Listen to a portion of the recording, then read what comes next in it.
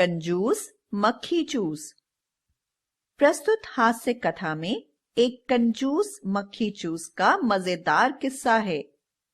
कंजूस ने मित्र को अपने घर आमंत्रित तो कर लिया, मगर खिलाया क्या, यह तो कहानी पढ़कर ही पता चलेगा। कुछ दिन हुए, दिल्ली में एक कंजूस रहता था। वह इतना कंजूस था कि चूल्हे की राख भी बाहर नहीं फेंकता था।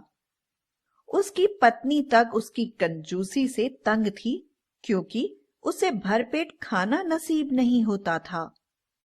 एक दिन कंजूस ने अपने एक मित्र को भोजन के लिए आमंत्रित किया।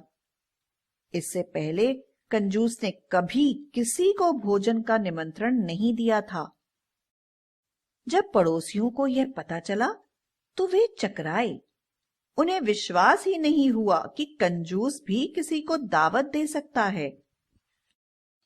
कंजूस का मित्र निश्चित समय पर उसके घर पहुंचा, लेकिन कंजूस के घर अभी चूल्हा तक नहीं जला था। मित्र परेशान, उसकी समझ में नहीं आया कि यह खिलाएगा क्या। मित्र कुछ देर तक तो इधर उधर ताक झांक करता रहा। जब उसे निश्चय हो गया कि यहां खाने के लिए कुछ भी नहीं है, तो उसने विस्मित होकर कंजूस की ओर देखा। कंजूस सारी बात समझ गया। उसने मुस्कुराकर कहा, मित्र, घर में भोजन अच्छा नहीं बनता, क्यों ना बाजार चलकर भोजन किया जाए। चलो बाजार चलें। मित्र ने यह सुना तो बाजार की चटपटी, गरम और स्वादिष्ट चीजों को याद करके उसके मुंह में पानी आ गया। वह कंजूस के साथ खुशी खुशी चल पड़ा। चलते चलते वे एक हलवाई की दुकान पर पहुंचे। हलवाई की दुकान तरह तरह के स्वादिष्ट खाने की चीजों से सजी हुई थी। एक और थाल में गरम गरम समोसे रखे थे।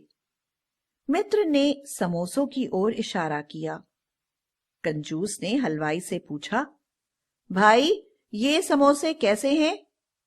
हलवाई से उत्तर मिला, मेरे समोसे खस्ता करारे चटपटे हैं, बिल्कुल इन कचौड़ियों की तरह। कंजूस ने मित्र से कहा, मित्र, समोसे से अच्छा तो कचौड़ियां खाना है। मित्र ने हामी में सिर हिला दिया। कंजूस ने फिर हलवाई से पूछा, और भाई, ये कचौड़ियां कैसी हैं? हलवाई ने मूंछों पर ताव देते हुए कहा, मेरी कचौड़ियां खस्ता, करारी और चटपटी तो हैं ही, साथ ही पूरियों की तरह गर्मा गर्म भी हैं। यह सुनकर कंजूस ने कहा, मित्र, मुझे तो कचौड़ियों से अच्छी पूरियां ही लग रही हैं। क्यों ना पूरियों में ही समोसे और कचौड़ी का मजा एक साथ लिया जाए। मित्र ने खुशी खुशी फिर सिर हिला दिया। कंजूस ने फिर हलवाई को पूछा, अच्छा भाई, तुम्हारी पूरियां कैसी हैं? हलवाई ने 2-3 पूरियां कंजूस को दिखाते हुए कहा, मेरी पूरियां मक्खन जैसी मुलायम और नरम हैं। कितनी दूं सेठ जी? कंजूस ने मुस्कुराते हुए कहा, भाई, हम तो बढ़िया चीज खाने आए हैं। तुमने पूरियों को मक्खन जैसा बताया, इसका अर्थ है मक्खन पूरियों से बढ़िया हुआ। अब तो हम मक्खन ही खाएंगे। आओ मित्र, मक्खन की दुकान पर चलें। इतना कहकर कंजूस आगे चल दिया। मित्र उसके पीछे पीछे चला। दोनों मक्खन वाले की दुकान पर पहुंचे। कंजूस ने मक्खन वाले से पूछा, भाई, तुम्हारा मक्खन कैसा है? मक्खन वाले ने कहा, मेरा मक्खन बिल्कुल ताजा है, देखो कैसे बर्फ की तरह चमक रहा है। कंजूस ने हंसकर कहा, भाई, हम तो बढ़िया चीज के ग्राहक हैं। तुमने बर्फ से मक्खन की तुलना की है, अब तो हम बर्फ ही खाएंगे।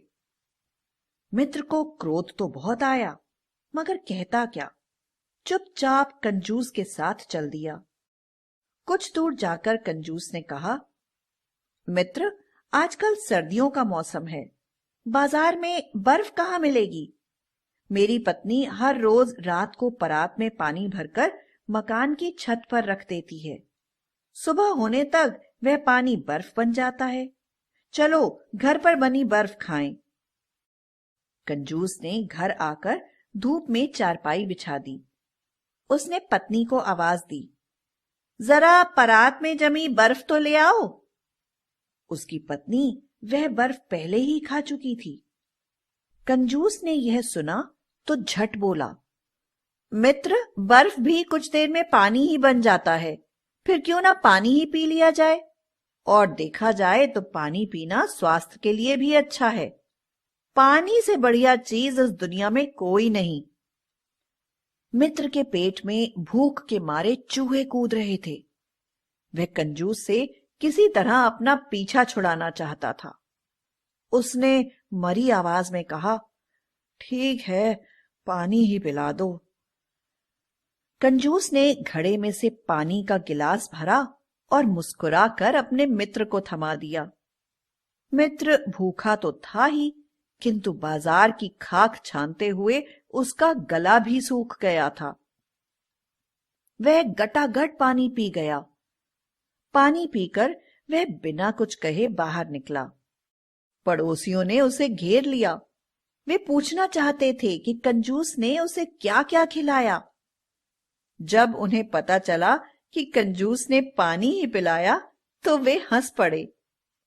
तभी भीड़ में से कोई बोला, हंसते क्यों हो? कंजूस ने पानी पिला दिया, यह भी कम बात नहीं। कंजूस घर के भीतर बैठा यह सुन रहा था, मगर उसके ऊपर असर क्या होना था।